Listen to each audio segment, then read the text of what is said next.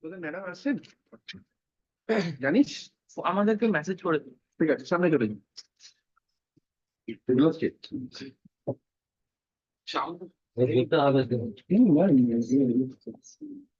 One two three count দিতে হবে। আমরা লাইট যাবে। এই ইয়ে তুই তো ডেস্কে লাইট লাগানোর দরকার আছে, লাইট জ্বালানো। না আর হবে না, দরকার নেই। ঠিক আছে, ওটা ওটা অন্ধ ইয়ে হয়ে যাবে, ওটা লাইটটা পাবে। বুঝলি একটু লাইট শোটা বন্ধ হয়ে গেছে।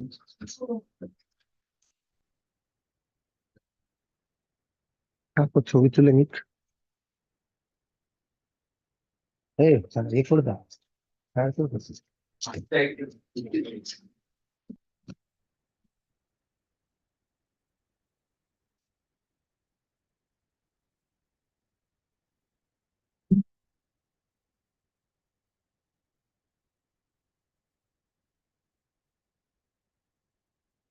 ব্লক ফেসবুক অন করবি, দেখতে পাবি এটা লাইভ হচ্ছে।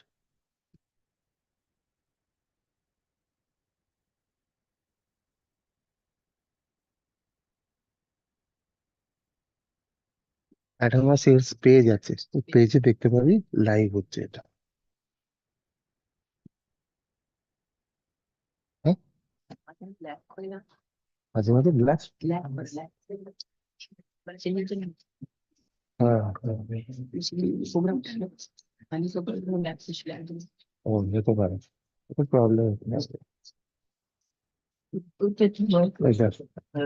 দেওয়া আছে। ঠিক,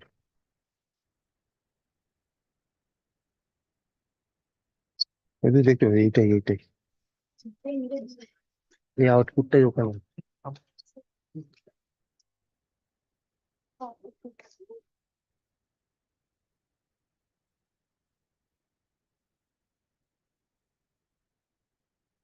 A very good morning, one and all.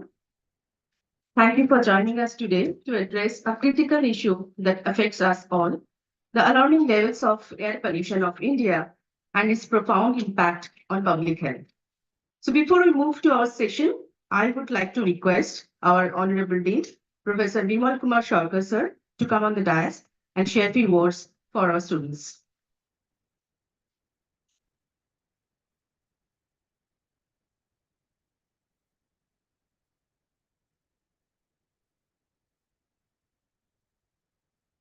Very good morning to all. Today, first of all, neighbor is our environment, right? So we should keep our environment very healthy. If we can keep environment healthy, then only possible to make us also healthy. So in this relevance, today this speech has been arranged, and we are very pleased and very happy moment for us. Today, Dr. Darpun Das will be giving the invited talk. He is from Department of Environmental and Geography, University of New York, assistant professor, and he will be giving elaborately everything regarding this issue. And it is right time to say something about this environment, and each and every aspect we need to know our environment, and for knowing this, different domain of science is involved here. So environmental science is multidisciplinary in nature, where the lot of scope is there for doing work to know our environment, right from basic science to applied science, which includes even geography, forensic science, everything. So environment science is very much relevant. If today we are not taking care for this, then the red alarm is coming, then it will be very difficult for us. So in this relevance, today, Dr. Das will speak us about the different kind of sensor and to know this pollution, everything, so that we might be aware. And obviously, I request you to expose the different aspect and domain where we can do work in a interdisciplinary as well as multidisciplinary way, where all of you are invited to join this program. And the scope is there. We should utilize this one. And today, in that respect, this invited speech has been arranged. So you will obviously listen this and you make some kind of your thinking thought process, how we can contribute. So good place, good time for motivation, for encouragement, and also doing further work to extend our thinking, our endeavor to the activity which involves the keeping better health for environment for us. Thank you very much for joining this session today.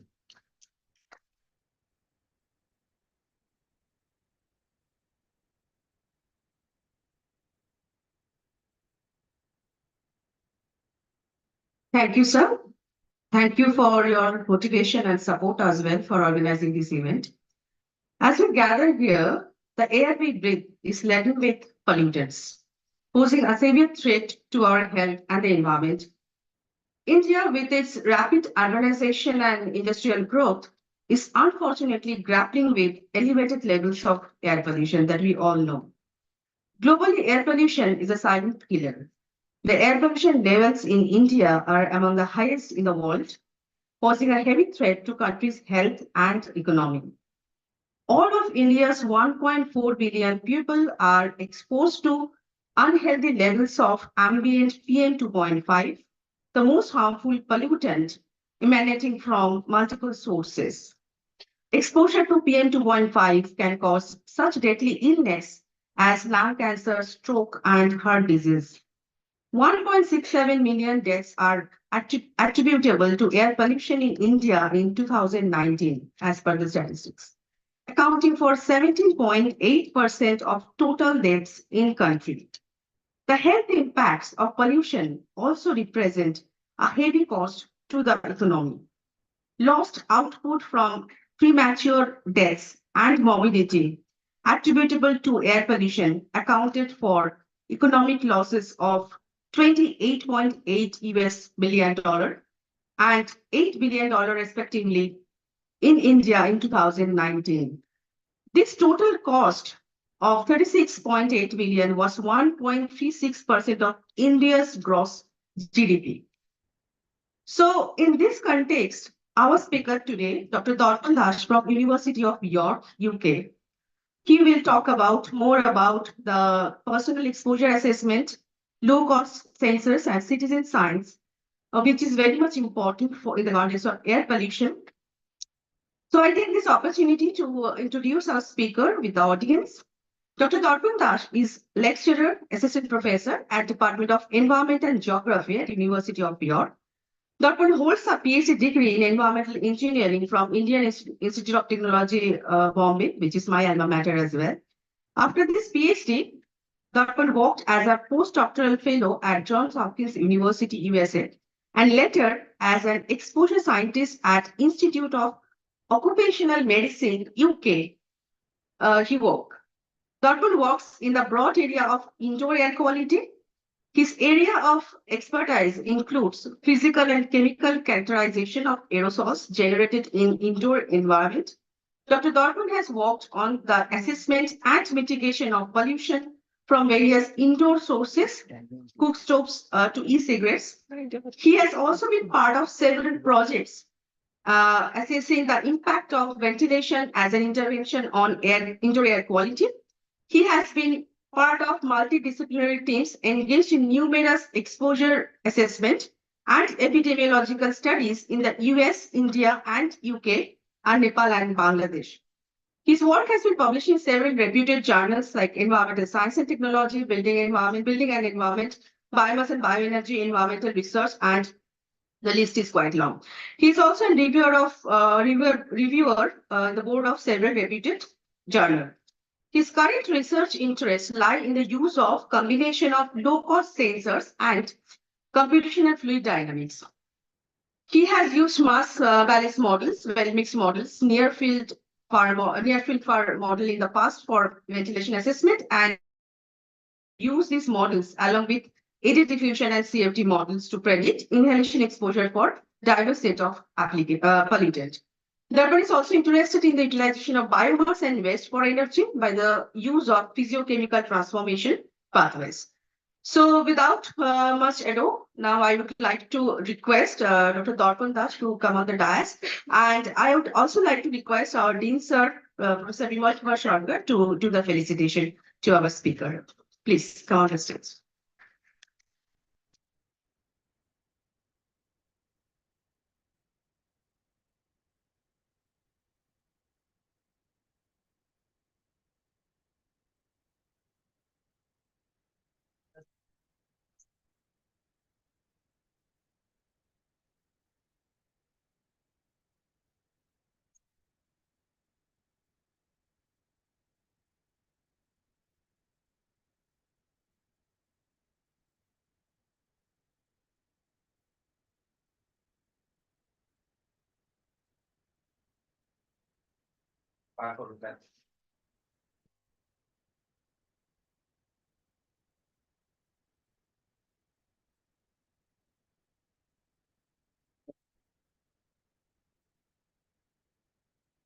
I would just like to mention this painting is done by our BSc student, Sitama Ghosh.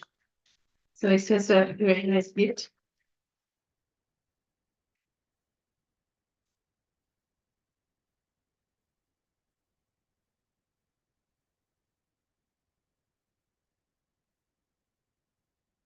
Sitama?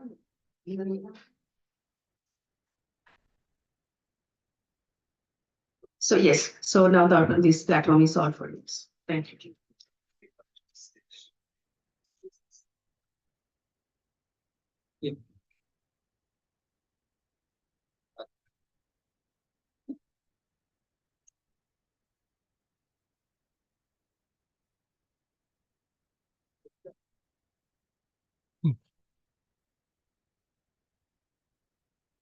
All right.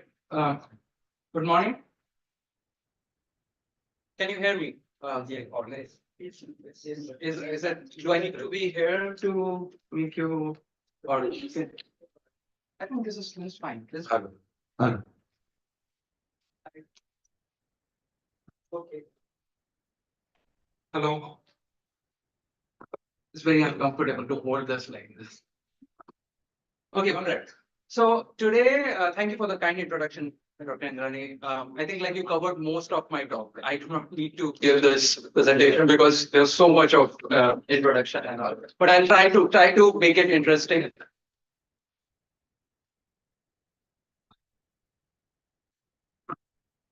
Okay, so I'll try to hold this mic. Can you hear me now? Okay. Okay. So what I'm going to talk about is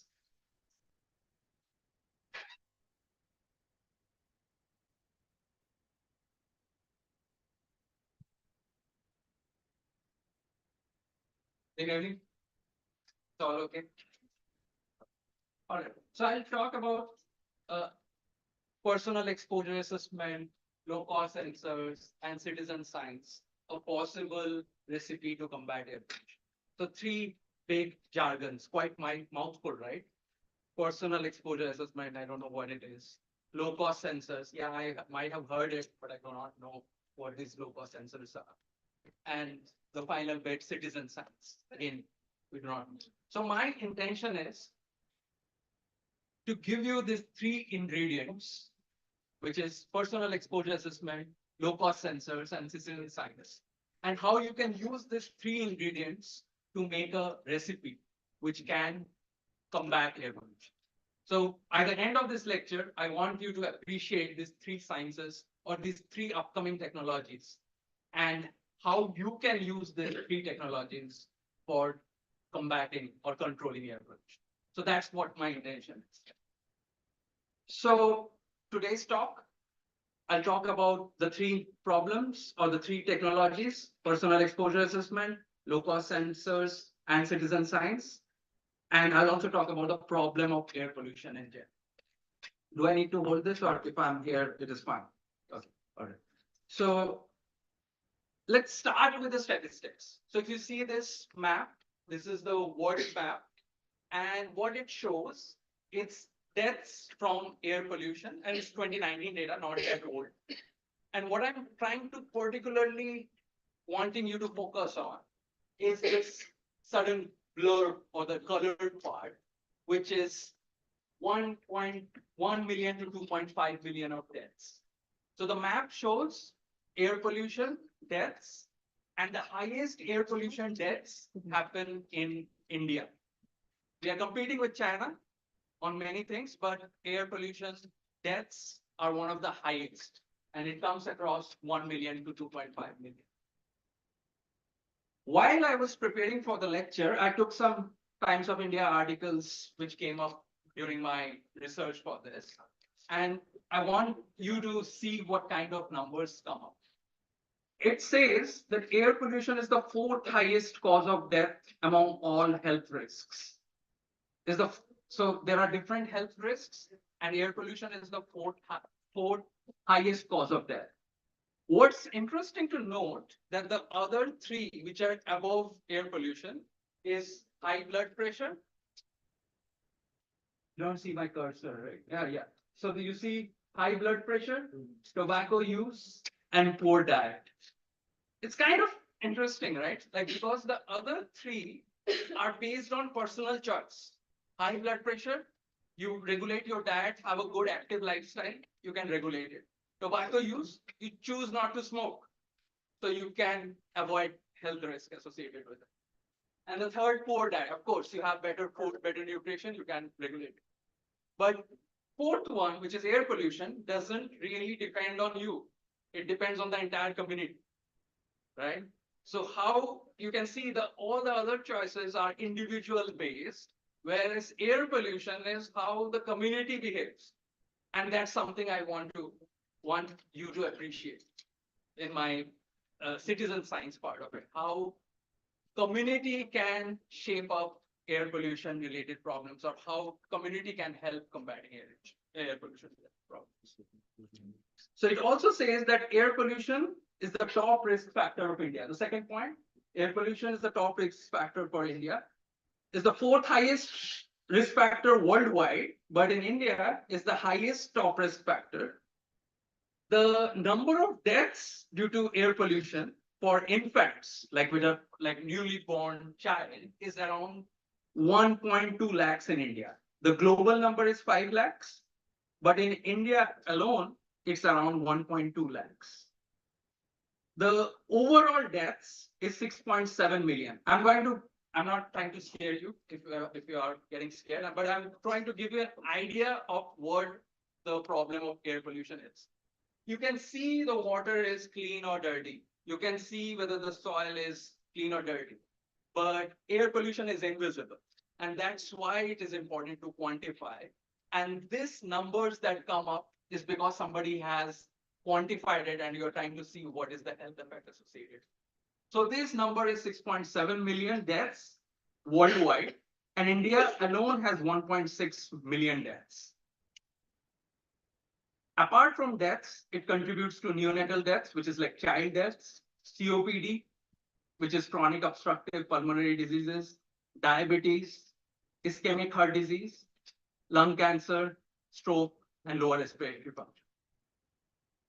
Alone in South Asia, which is India, Pakistan, Bangladesh, this number comes out to be 2.1 million. So what actually happens when you inhale? So I'm trying to give you an idea of what is particulate matter. Your air is invisible and it has different pollutants. And one of the common pollutant is particulate matter. So what is particulate matter? So if you imagine a grain of sand, like a small grain of sand, that's around 90 micrometers. That's what it shows. If you imagine one strand of hair is just like one strand of hair, that's around diameter of 50 to 70 micrometers. If I break that one strand of hair, 1/5 of that, 50 micrometer diameter, 1 hair of strand, I break that, and 1/5 of that is PM10. So that's basically invisible to the human eye. And 1/4 of PM10 is PM2.5. So it is that small, and it is all around you. And when you're inhaling that, it gets into the respiratory tract, it gets into the larynx, pharynx, gets into the alveoli, penetrates the alveoli, gets into the blood barrier, and it causes a lot of diseases. So it affects your respiratory system, it affects your cardiovascular system, and also there are different studies which shows if it gets into the nose and it can directly go to the brain. So that's why the number of diseases you see, the number of deaths you see. Okay, so how are we doing with regard to Calcutta? So Calcutta is the second most polluted city in the world. It's not in India. Kolkata is the second most polluted city in the world. And the number comes out to be 84 micrograms per meter cube. So just to give you an idea of the concentration, WHO limits are 5 micrograms per meter cube. And Calcutta has 84 micrograms per meter cube. I'm just telling you an annual average. So 17 times more than the permissible limits. 17.5 is the permissible limit, and 17 times more is the average concentration of Calcutta. And it is the other city which is above Calcutta is Delhi, and the other cities that you can see is Kano, Lima, and Dhaka. And this is another picture where I was like passing through Panihati. I stay near that area, and it showed me. So I was trying to check that whether the concentrations that the Times of India reported and the concentrations that are actual, do they match up? And yes, it does. Like the air quality is around 100 micrograms per meter cube. PM2.5 is 100 micrograms per. So you can imagine the concentrations if you are breathing it on a daily basis, the kind of health effect to induce. And that's happening in your city, it's in Calcutta itself.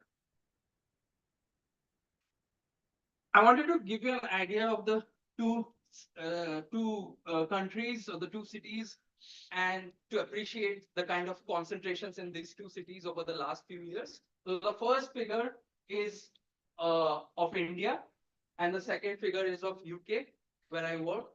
And this first figure is the last 5 years data of PM2.5. So you have y-axis PM2.5. And you can see a trend that air quality concentrations have not really improved for the last 5 years. So starting from 2019 to 2023, 2022, 23. So it is around the same. It is either same or it has, in some cities, it has even deteriorated. In UK, for the last 40 years or so, the air quality concentrations are on a decline. So I'm comparing all pollutants, and if I see the trend, it is declining, which means the air quality is becoming better. Do you have an hypothesis of why this is? Why the air quality concentrations in India are similar or deteriorating, and why in UK the air quality concentrations are on the decline? Anyone wants to try?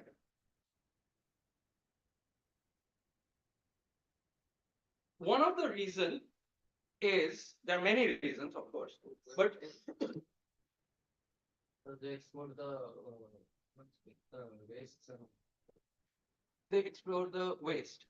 Yeah, they explore the waste. And also the developed countries, they export their waste to China, the Asian countries. Okay, that's a very good take on it, but how does it relate to air quality? Okay, that makes sense. More recyclable processes are used. Yeah, They focus on recycling of things more. right. Rather than disposal. Yeah. I have also this experience. Like when I went to like UK for the first time, and I thought like I'll bring dress or like some kind of apparels for my family here, I went and saw that it's made in Bangladesh or made in India. So that might be one of the reasons. So what you are suggesting is probably the garments are, or probably the different manufacturing units are housed in the developing countries like us, like India, China, or other countries like that. And that's why it is polluting the air. Yeah, that's one of the reasons. Our, yeah, They're converting those vehicles, petrol and diesel vehicles to EVs. yes, that's also one of the reasons why air quality concentrations are declining. So yeah, the subsidies, the policies around converting to electric vehicles are very rigorous. So if you imagine industries, yeah, that's higher industries are in India, or like the regulations are less. The regulations around electric vehicles are more stringent. Converting the roads are probably better in the sense like there's no dust in that way, the infrastructure and all. So they have made transitional changes, small changes, as a result of which the concentrations have declined. It doesn't happen in 1 or 2 days, but it has declined in the last 40 years. India, on the other hand, we are a developing economy. We have more energy demands. Our population is growing. Our energy demands are growing. We need electricity 24/7. Population needs more cars. So that's why the air quality is deteriorating. So that's the challenge between the two cities. How do we make this transition, or how do we make the air quality better? So the first step that the policymakers or everybody around the pollution control boards do is measure it. So as I was saying, because air quality is invisible, you do not know what are you breathing, or you do not know what kind of concentration you are exposed to. So the first step is measuring. If you can measure it, you can solve it. So air quality measurement, and this is a schematic that I'm trying to show you, how effective air quality monitoring can impact a city, or how smart cities, you must have heard about smart cities, right? In the future, the government is proposing smart cities, how air quality monitoring can be done to design future cities or future urban air quality management. So you have effective air monitoring, the first point, it is impacting human health. Based on your monitoring, you can decide, okay, this area is polluted. Do not put any more industry in this area. Put a specific zone for industries, put a specific zones for commercial area, put a specific zones for residential area. That impacts human health, right? Your air quality could improve. You also probably are aware of the odd even rule which came up in Delhi, right? All of you must have heard it. Why did that happen? Because somebody suggested that Delhi's air pollution is bad. No, do not bring all your cars at one point. Have an even balance. Only the odd numbers would come out one day, the even numbers come the other day. Can you give me another example which happened due to Delhi's air pollution? Another policy change, or because of effective monitoring? Where did you? Sorry. Policy related to stubble burning. Absolutely. So, are you all aware of stubble burning happening in Punjab? And that, due to meteorological condition, comes and pollutes Delhi. It's like a chamber. You know, if you burn something, it doesn't escape because of the Indo-Gangetic plain, which is upward, and it pollutes Delhi's air pollution. So meteorologically, it is such a difficult or such an interesting place that Delhi, Punjab's stubble burning, Haryana's stubble burning by the farmers. Stubble, you understand stubble, right? Like the remaining part of an agricultural residue, or of an agricultural wheat or rice or straw, and the farmers burn it, and that contributes. So there was regulations around stubble burn. So that was something, because somebody did effective air monitoring, that improved human health. Identification of polluted zones, you identify polluted zones. Toxic air, you're detecting toxic air. And also, based on toxic air, you're making air pollution control programs, as I gave example, like odd even rule and stubble burning. So I want you to appreciate of why air monitoring is necessary, because of this whole holistic approach to it. Okay, so where is the gap? So there is currently a gap in air quality monitoring. So if you imagine India's map, there are around 200 monitoring stations in India. Like a give and take, like there are around 200 monitoring stations, which are maintained by the Central Pollution Control Board. And if you take this figure, all these dots that you see are the air quality monitoring stations. And currently, what this particular figure shows is that if you take one monitoring station, and if I imagine like a 50-kilometer radius, imagining like one air quality monitoring station representative of a 50-kilometer radius, there is only 1% to 24%. The red figure shows that it covers only 1% to 24%. Is it making sense? Or one more time? Okay. So you are with me. I'm just trying to check. Okay. All right. So if I see this dots, can you see the dots? So these dots are air quality monitoring stations, and each monitoring stations are, let's say, if I assume that one monitoring station is representative of 50-kilometer area, if anybody in that 50-kilometer area, that monitoring station is representative of that air quality. Only 1% to 24%, 24, the red color, but in all those states are able to cover only 1% to 24% of the area of that particular city. Lesser the air quality monitoring station, so it is 1% to 24%. Higher the number of air quality monitoring stations, green one, 75% to 69% of that area is covered. So you can see that many of these states have lower percentage of real time population. So we are not measuring air quality appropriately. And that's what it shows. Only 12% of India's urban areas have air quality monitoring station. Just 200 cities monitoring all pollutants. And national grid, if I imagine the map of India, and I put like squares of 50-kilometer by 50-kilometer all throughout the country, it's only 6 to 8% of what's recommended. So that's a real challenge which we need to address. Can I have this water? Yes. Oh, I have my bag was somewhere. Yes. Sorry. So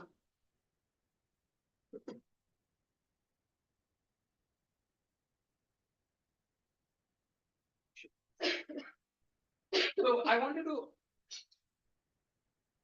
also give you an idea of what's happening in UK. So this is the figure here shows the air quality monitoring station. You can see boxes like this which are measuring different pollutants, and they kind of measure the same kind of pollutants what India does, like particulate matter, SOx, which is sulfur dioxide, NOx, oxides of nitrogen, carbon monoxide.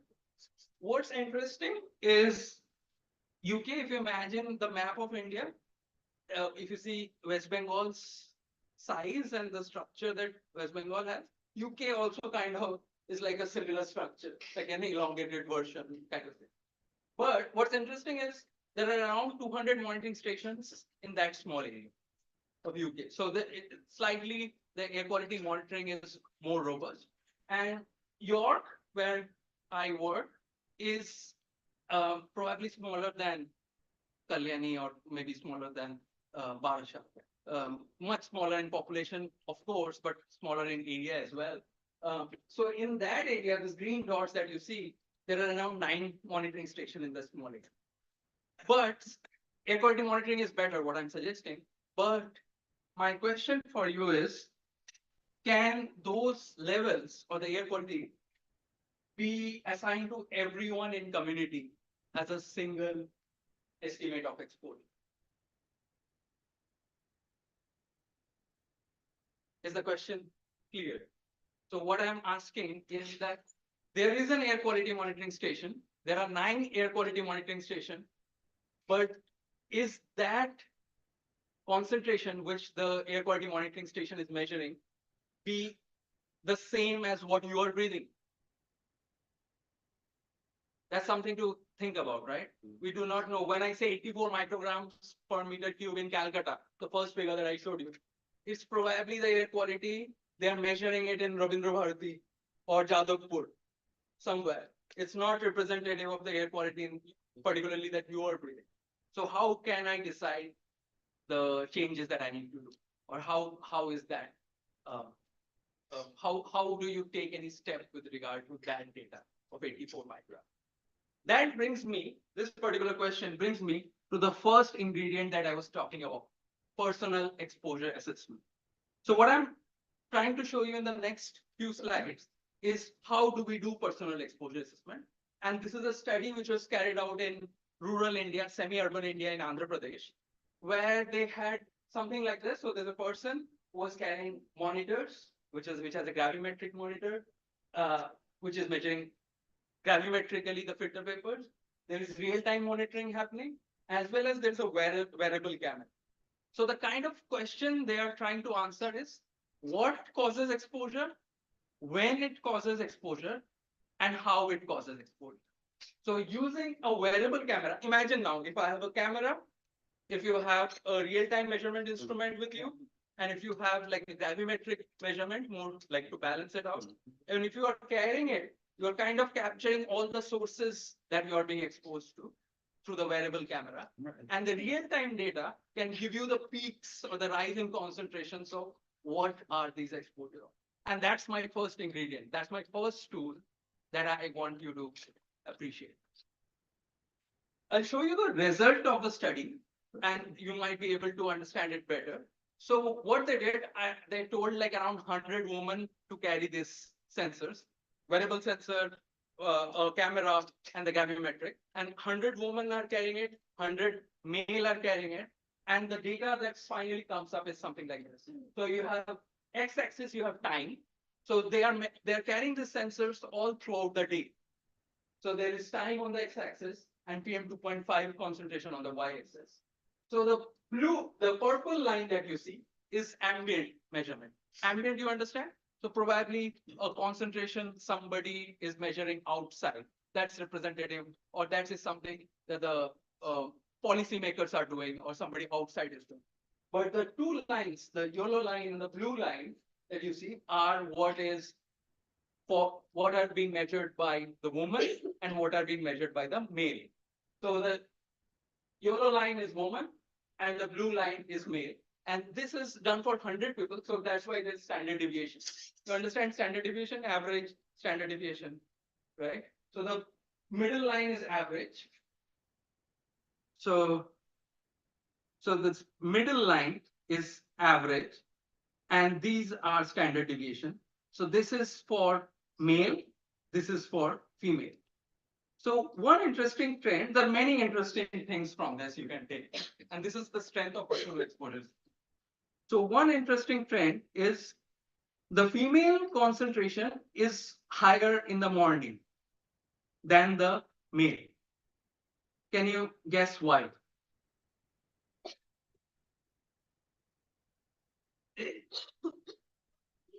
Yeah, so the typical Indian household, semi-urban setup, rural setup, women are doing most of the cooking activities. So you see in the morning, 8 o'clock when the day starts, exposure from cooking causes this PM 2.5 rise.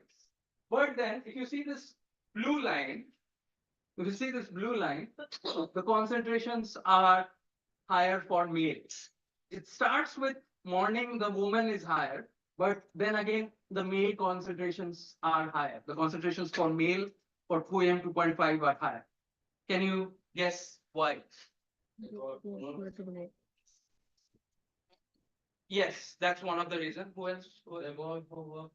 Yeah. So it's like a typical semi-urban setup, and they are doing like probably blue-collar jobs, which is welding or doing some construction works. So they are exposed to these concentrations. So appreciate the way this personal exposure assessment gives you more insight on your daily activities.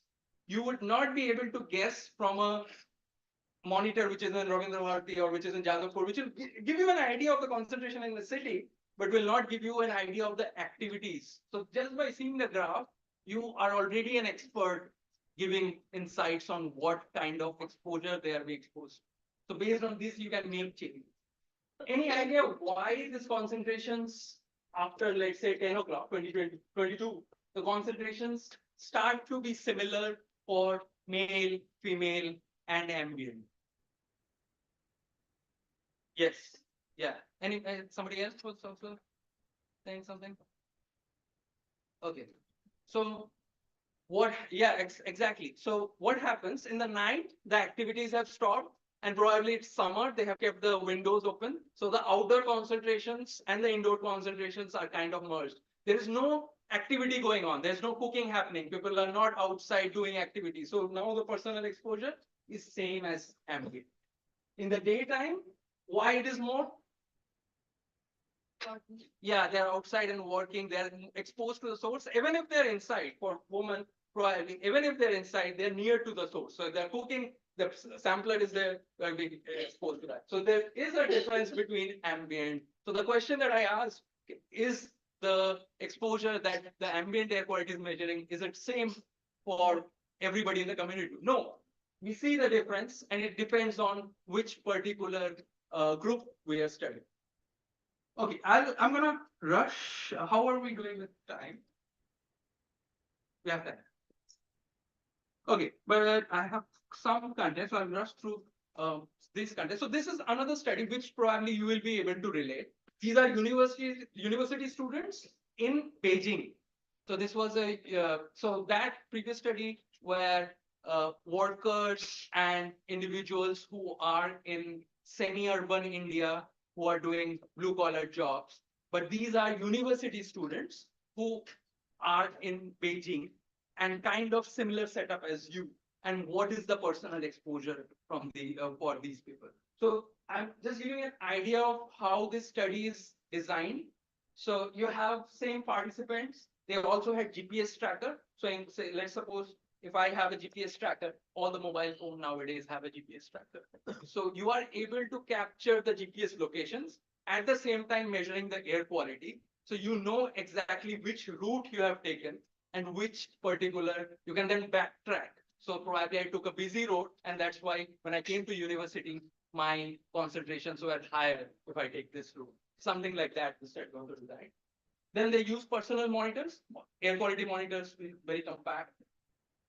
The complexity increased in this level. So instead of gender, they were also including another index. So previous one was women and men, just the gender. Here they also introduced body mass index, BMI, because vulnerable groups, if they are exposed to higher air pollution, then probably the effects will be high. And then exposure variability with regard to time, season. But the final objective, I don't want to bore you too much with this, but the final objective, this is something you want to be left with, is to evidence for intervention for personal exposure reduction. You want to create evidence based on the data that you collected, that this is where the exposures are high, and you can make behavior changes. Behavior in the sense that, okay, I'll not take this route, or okay, I'll not be near cooking, or different kind of activities. So that's the evidence they want to create, and also wanted to compare with personal versus active.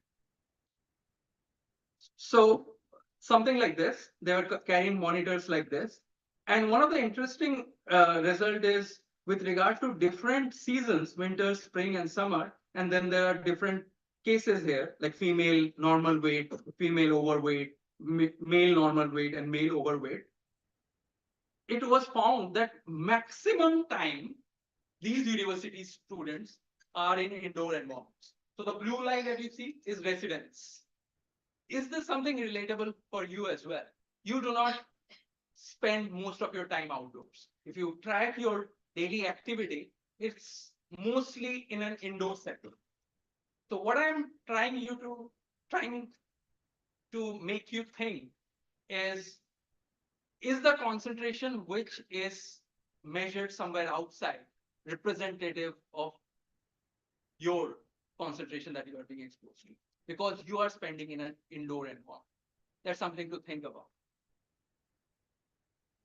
The data that they generated is something like this, very busy slide, but the only interesting part is there are different participants. Let's say if I give you each one of you one sensor, so each one of you will have different concentration. So the box whisker plot, do you understand box whisker plot? The plots that's being plotted, that's being shown here, all the box whisker plots with standard deviations. So each one of you have a concentration, like each one of you will generate a box whisker plot. The only interesting thing that I want you to leave with is the red lines are the ambient concentrations that a particular study group or individual was exposed to. And the box whisker plot is the individual variability using that personal exposure. And you can see in this case, the personal exposure is always less than the ambient, which is very, very opposite to the previous one. I'll go through this one. This is this important concept and we'll move on. So here in this case, the ambient was less, personal exposure was more, right? In this case, ambient is more, red line, the personal exposure is less. Do you know why? Why was it less in the previous case? You already answered it, right? Why was it less in this case? Why? What I'm asking is, in the initial part, why is the ambient less than personal? Because you are near to the source? No. Because you are doing activity like cooking, going outside, doing welding or in a construction activity. So the personal exposure concentrations are higher. And then ambient concentrations are outside concentrations, which are diluted. So that's why these concentrations are high. They are different. But what happens in this case? Why is the red lines, which is the ambient concentrations, more than the personal exposure? Yeah. If you imagine your lifestyle, you are in an indoor environment, you're not in outdoor environment. And the another reason is the study was carried out in Beijing. It's as polluted as India. Had it been in any Western country, the trend would have been very different. So Beijing is also has a very high concentration. So that's why the ambient concentration is high. And you are in an indoor environment, which is more compact. And this is not like the semi-urban study that I showed you, where you're opening the door, opening the window. It is more like an AC room or something like very confined spaces.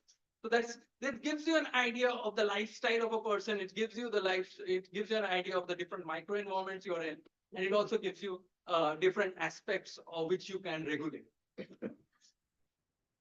We are okay with the time, right? Yeah, sure.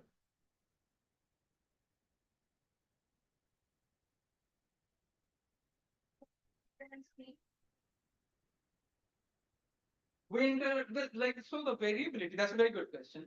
The winter and the spring, that's what the objective was, to see the variability if there is a change in the overall exposure with regard to the seasons. And that's how this study was designed. So this was designed with regard to time of the day, season, microenvironment. And that's why you see winter, spring, and summer. But one of the conclusions, one of the findings to answer your question is they didn't see statistically significant variability. The individual variability is so high that with regard to season, that variability doesn't apply statistically significant. Does that answer the question? Okay, so that's another thing. I do not want to focus on this much, but one of the key takeaways. So if you imagine one person, and if I plot that on a 24 hours, so if I start with 8 o'clock, so the x-axis 8 o'clock, and then plot the variability. So every hour you will have variability. There is a trend. So we see a peak every time there is a peak in concentration, the black plots. It is representative of the traffic hours. The morning hours, there's a high concentration, and then evening low concentration. I'll leave it at that, and if there are questions, I can come back to it. So the need for personal monitoring is representative of human exposure. It is more representative of human exposure.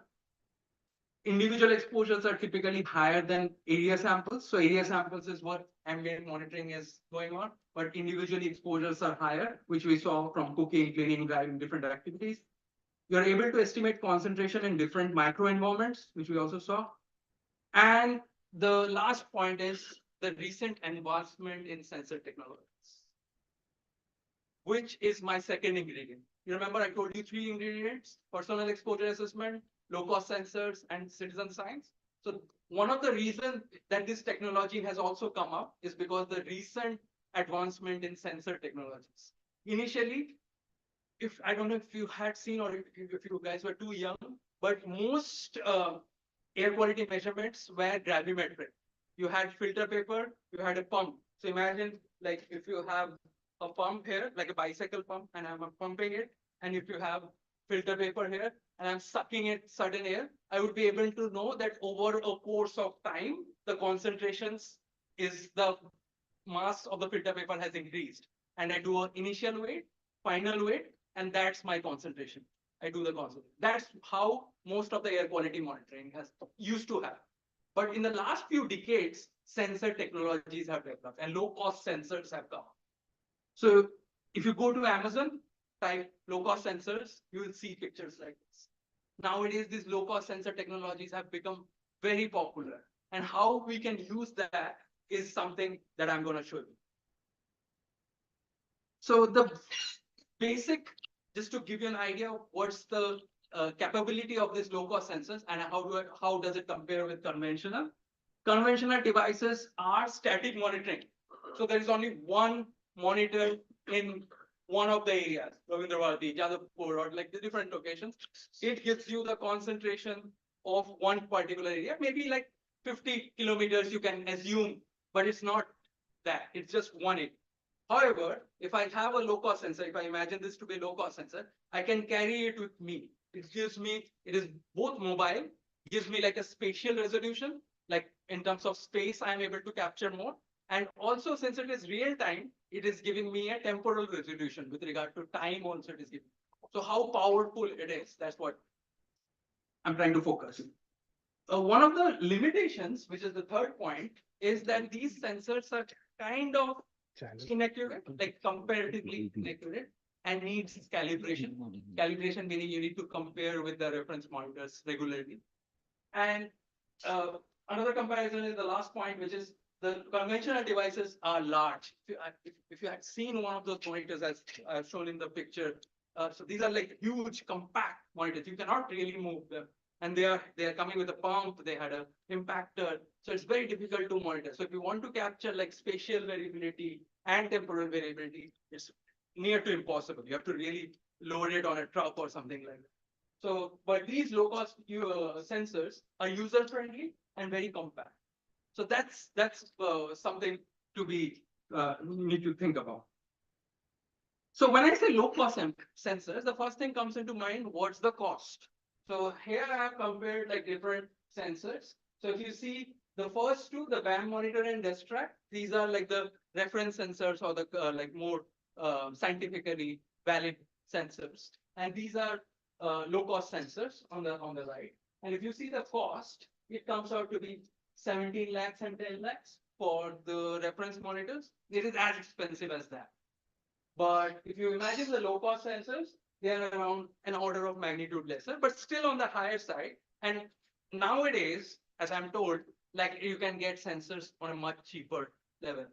Even I'm telling you this is because these are like off the shelf sensors, which is like if you type sensors, it will show up something like this.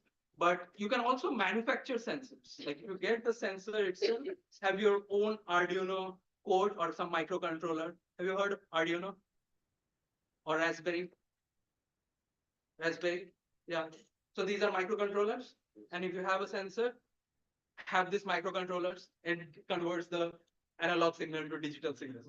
So that's what you can do. You can yourself design. If you talk to some guys, if there's any electronics student or there's some electronic person, they will be able to do this much cheaper. It won't be a same order. So this is what these low cost sensors are. Okay, I'm gonna skip this and I'm gonna talk the last part of my talk, which is the third ingredient. So you're convinced with the personal exposure assessment, you're convinced with the low cost sensors, and the third part, which is citizen science. So I'm going to give you an example, which is a study carried out in London on school children and how citizen science was used. You know about personal exposure, you know about low cost sensors. In this study, I'm particularly focused on how citizen science was used.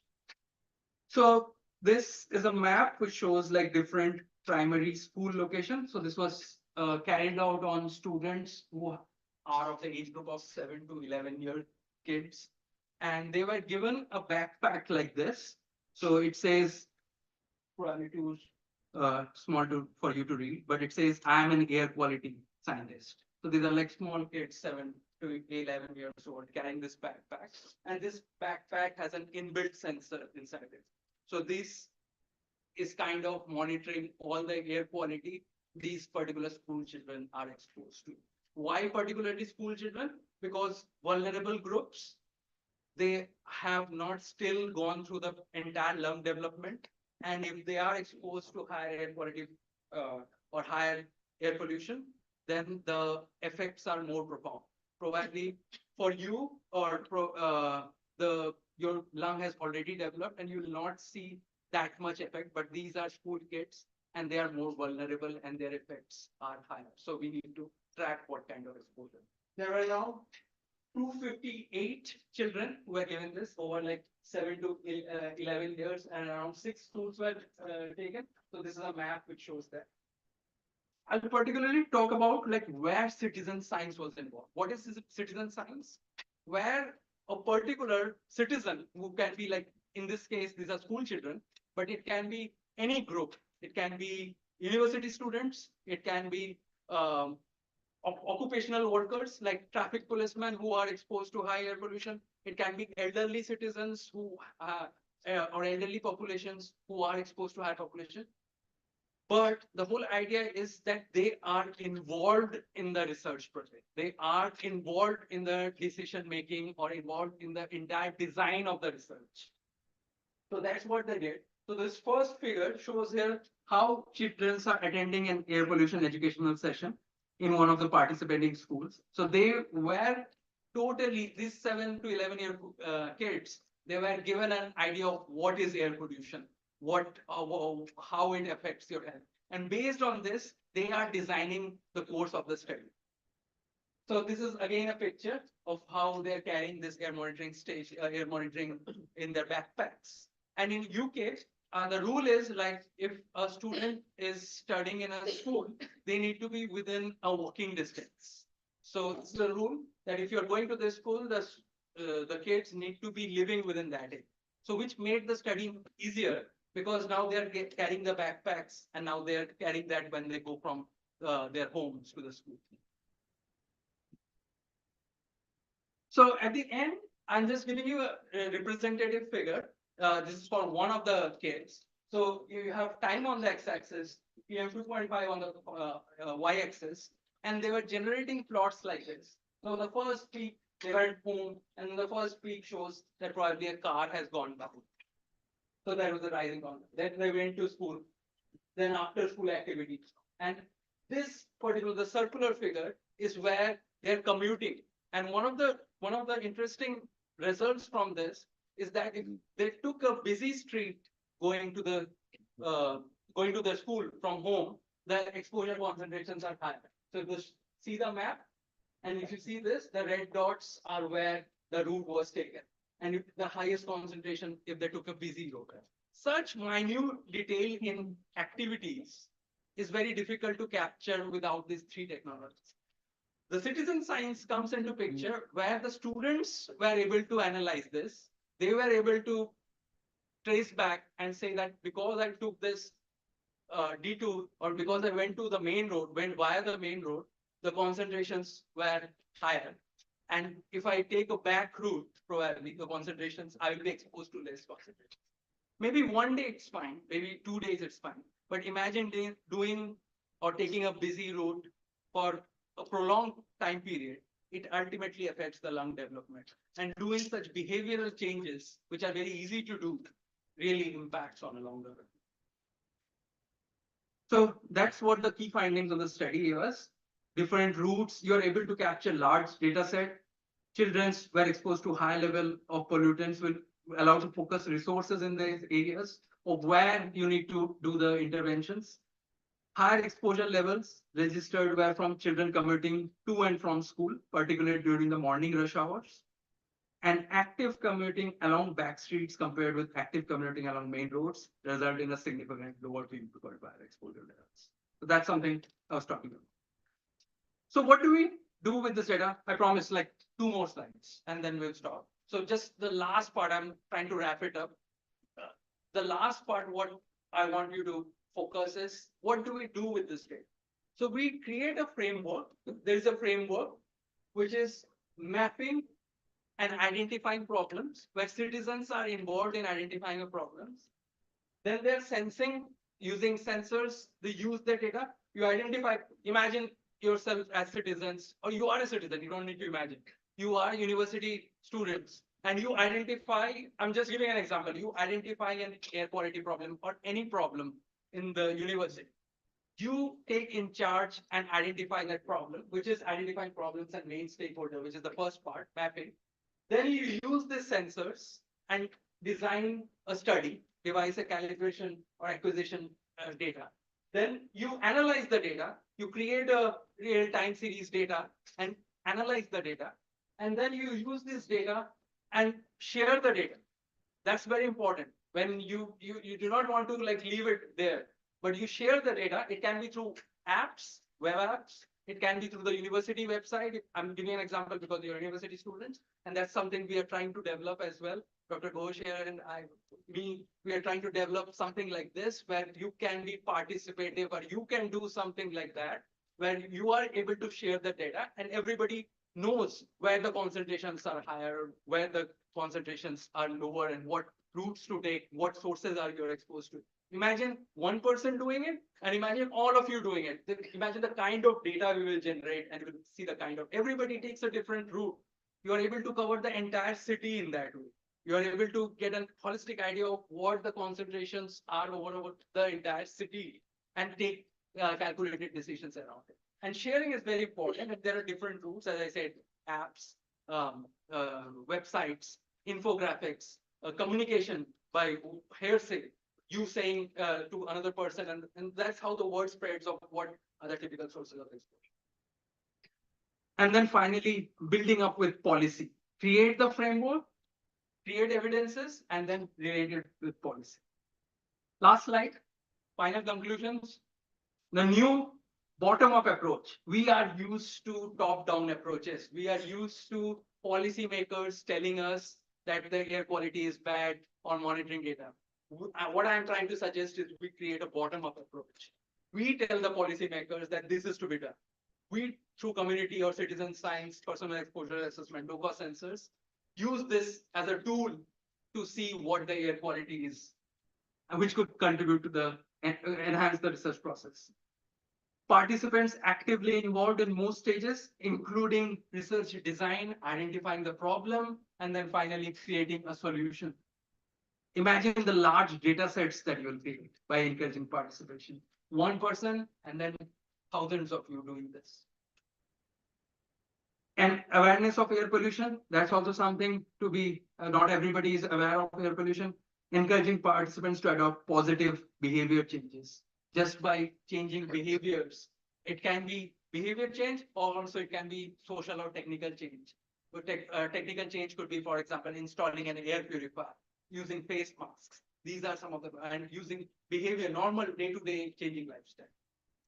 And the final point, this community participation could potentially remove the barriers between science, society, and policy. We have an idea of this is the role of probably a scientist, this is the role of a politician, and this is the role of the citizen.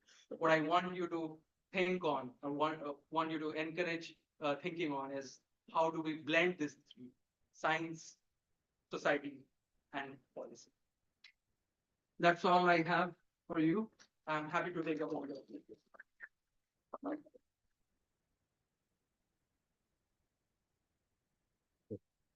Hmm.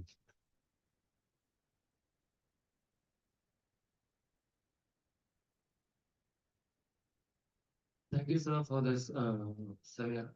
So my question is very basic.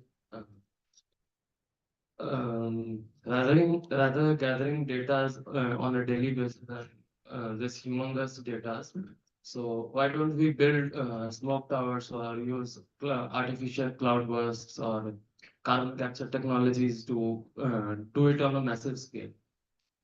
Yeah, that's a good question. So what you are asking is, why don't we have interventions like smoke tower Yes, um, installed in different places? smoke tower, carbon capture technologies used. Yeah, yeah, yeah, it's very valuable. Regarding smoke tower, I don't know, like there have been like some innovations around it, I guess, like because having an air purifier which is like open has, I don't know how technically uh, it doesn't probably, it violates the laws of physics, right?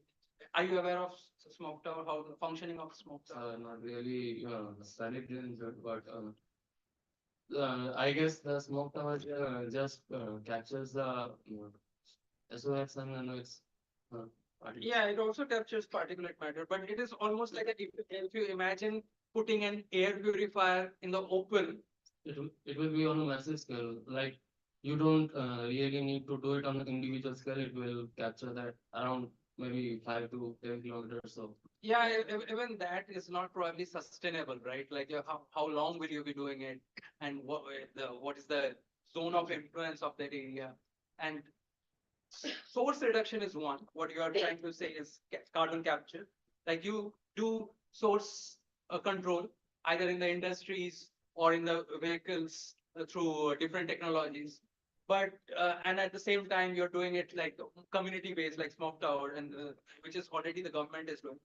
What I'm trying to suggest, I don't have any problem with one of what the already is happening, but I want to also think that we also have roles. So policymakers are doing what they could or what they can. And what has opened up through sensor technologies or what has opened up through this new science in the last 5-10 years is that everybody can take charge of their own exposure. And that's something good on a smaller step by step, that could be revolutionary. And that's what I want everybody to appreciate. I have one more question. You showed in the graph that Bangalore has lesser emissions than Kolkata. So how is it possible? Because we know everything about the traffic of Bangalore. Yeah, that's also that's a broad and a very profound question, maybe a PhD topic. But this is how monitoring happens. Like I'll just give you an example, and this is like real time example. I know what you're talking about. Let's say the figure, this picture. I took it from I took the air quality monitoring station, and this is a picture I took like a few days back. I was going to Calcutta. I was going towards Calcutta, and I took this picture. And you see, all green, and the air quality around that monitoring station is covered with uh, like all the trees and bushes. So it's probably not represented. Where the air quality monitoring is happening is giving you that. Where the air quality monitoring station is located is giving you that concentration. You're right, probably Bangalore in some parts have higher air quality, but probably the monitoring station was located somewhere else where the monitoring, maybe white fields. I am not so aware of Bangalore, but it might be in a more cleaner area. Where you are positioning your air monitors depends on the concentration that shows up. When urban forest creation of urban forests silver or maybe artificial cloudbursts might be the solution. Yeah, green urban spaces are to be designed for urban planning and smart cities. Like these are some of the technologies that have been proposed. There are urban corridors, at least in the Western countries, in European countries, there are urban corridors where you have residential areas and everything around residential area has a green corridor or like proper green walls. So in that way, the air quality in that is improved. I'm not so aware of the sea clouds. I can comment on that. Dr. Das, if you allow me to just add a point for this second question, this is about Bangalore. The point is, it's not about only the source, how much traffic is there, how much pollution is coming out of the traffic sector is not only contributing factor. If you look at the Punjab, the stubble burning, major stubble burning is happening in Punjab or Haryana, but the major pollution level, the AQI index is going up in Delhi or maybe in Patna. So it's not only the source that matters, it's also the other meteorological factors that takes those pollutants to some other area, because air is not a confined zone. So it takes away some the pollutant load. The meteorological factors can affect those pollutant loads to be carried out to some other place. So in that also plays a role. So if you have an idea how much traffic load is in Bangalore, but that doesn't exactly reflect the whole story of the air pollution in Bangalore itself.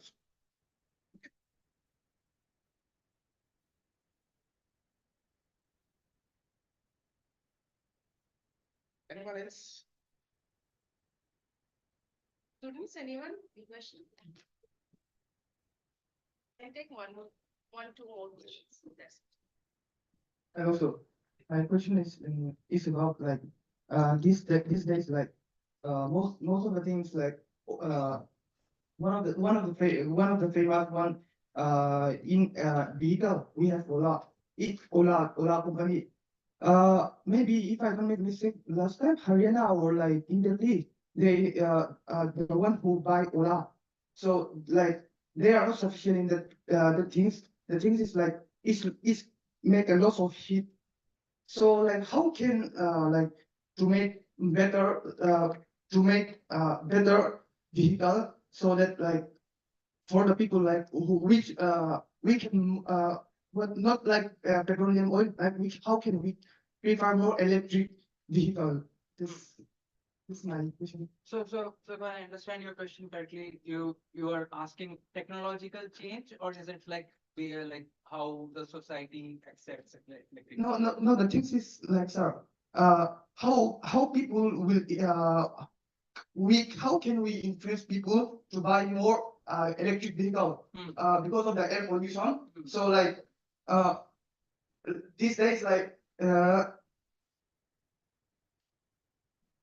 the people who buy Ola, they are not sufficient in the things. Last time when I was in the news, like they went to the Ola company and they just what, You're challenging. yeah, challenging. Wow. It is like I'm not aware entirely of the Ola case, so I can't comment on that. But generally, if the question is how do you accept electric vehicle, what the transition has happened in the Western countries is initially uh, pet diesel or petrol. If you had followed initially, it was Euro 4, Euro 5, Euro 6, the stringents in terms of guidelines. I'm talking about like how gasoline or petrol vehicles have evolved.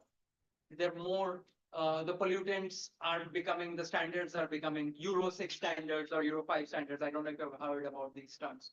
In India, it was Bharat BS standards, BS3, BS4, slowly. So there is an institute in India which does this kind of testing and standards in Pune called Automotive AI, Automotive Research Institute. So it is in Pune. That's something with regard to petrol vehicles. Transitioning to electric is, I think, fundamentally, everybody is now agreeing to that. If I give you an example of, let's say if you forget about transportation sector, imagine the domestic sector. Initially, we were using cook stoves, then we converted to LPGs. Now, if you see, the trend is towards electric. There are ultra modern houses which are converting to electric. The same thing with vehicles. In 1950s, Second World War, vehicles were run by coal during there were like gasifiers or like then they converted to petrol based, liquid based, and now it is getting converted to electric. How do we make that transition? Maybe baby steps. We build an infrastructure, and that's what these Western countries have done. Is charging point is everywhere. One of the things that electric vehicles need is charging infrastructure and subsidies around buying the vehicles. So there are heavy subsidies that the government provides if you buy the loan structure around it. What I'm saying is facilitating at an individual level of promoting in a way to buying this. And personal experience, I have a relative who drives Tesla and they travel in like free of cost. What they do is take the car and charge it, like charge it at home, take it to office, and then again charge it and come. Basically zero cost. If that comes across to every people, then you will probably be more invested or more driven towards buying electric vehicles. So does that answer your question? Yes, sir. Thank you, sir.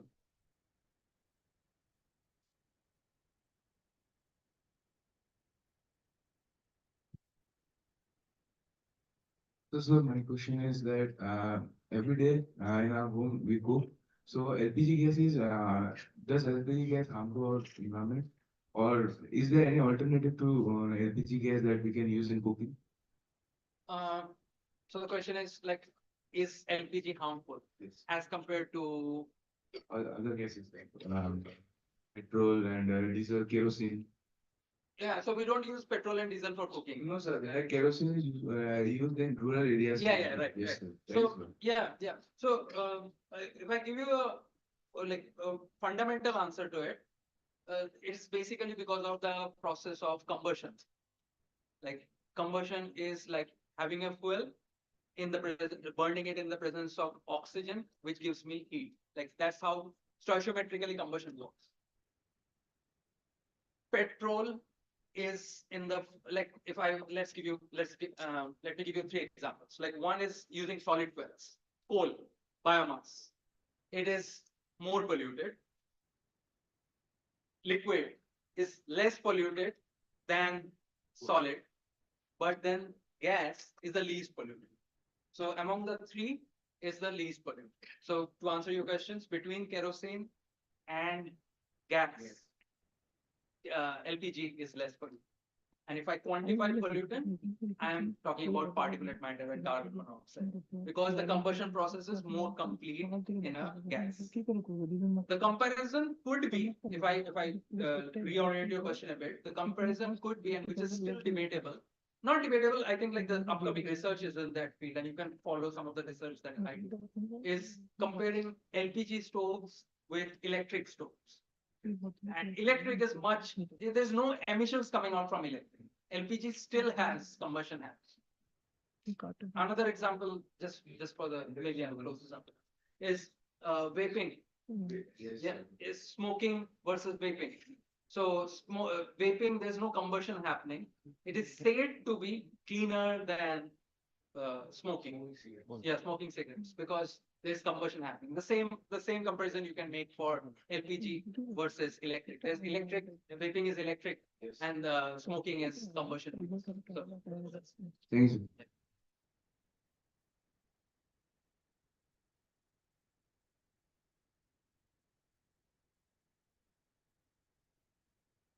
Hello, sir. This is Dr. Antarash from Environmental Science Department. Firstly, I want to congratulate you for your contemporary research topic. It's very nice. So, I want to clear a concept that is in a Central Pollution Control Board website or any West Bengal Pollution Control Board website, if we see the data, there is monitoring stations data in each district. But there are in recent times real-time monitoring station data. All the real-time monitoring data are they using the sensors?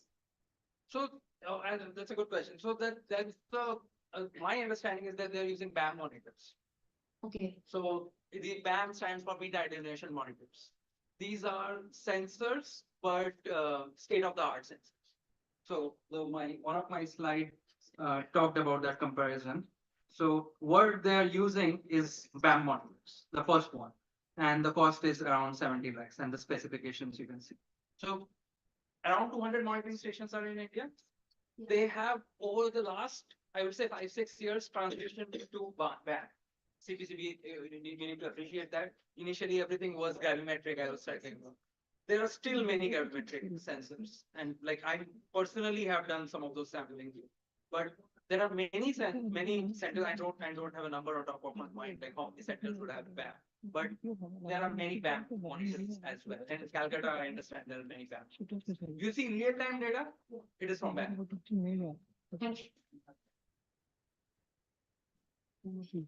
Sir, just last comment, not a question as such.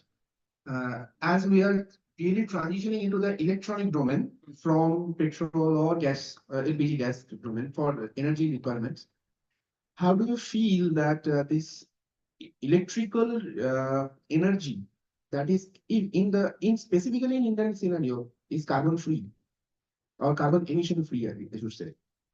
If it is a carbon free or carbon emission free, Yeah, like it's not my topic, but I can take I have some idea about it, like based on like, some of the readings that I've done. Is something like, where does the electricity come from?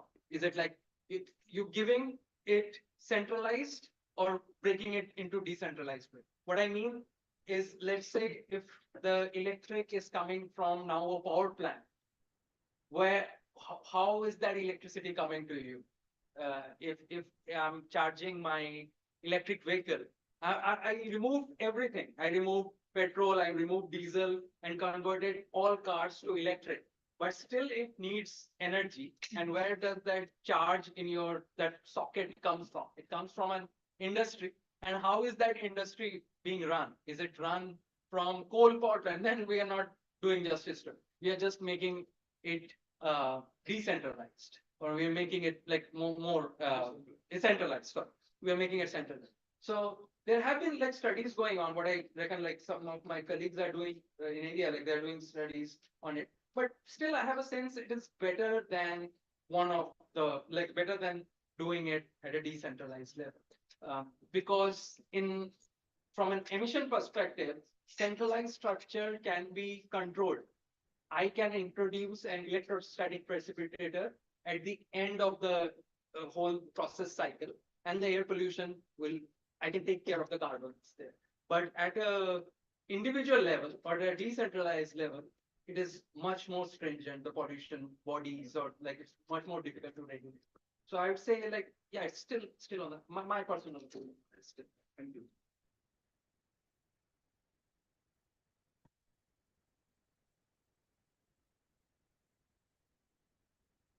Thank you so much, Dr. Darpan Dash, for this insightful talk. And it was very intense discussion as well after the talk. So I hope the students must have extracted something from his talk, that it is not about just the monitoring of ambient air quality, but the personal exposure assessment is very important in terms of our health perspective, that how actually we are getting affected by the air pollution. And in terms of that, the low-cost sensor that are available, so technology are nowadays is much more improved technologies we are having, not like the before that we used to have a very big instrument like the sampler or the other technology that we used to use. Now we are having technologies that are very user-friendly. So what needed is at this moment, firstly, that we need to accept that we are getting exposed to various pollutants, and we need to assess it. We need to do the assessment, and for that, we need a community participation. Okay, so the participation from each individual is very much important, which we are looking forward. And we are, me and Dr. Das, we are planning to do a collaborative work in future where students' engagements will be a core part of it for this exposure assessment. So we are really looking forward to it for this India-UK collaboration. And if we are thinking to a larger project, let's see how it works. But thank you so much, students, for coming, for your interaction. And I know it's lunchtime, so you're getting late and you're having classes after that. Thank you so much. Thank you so much for your participation, and look forward for your future commitment with us as well. Okay, and just a minute, I have one announcement. We want to take a photograph with our speaker. So I would like to request all the students to come up on the stage. Yes. Thank you. And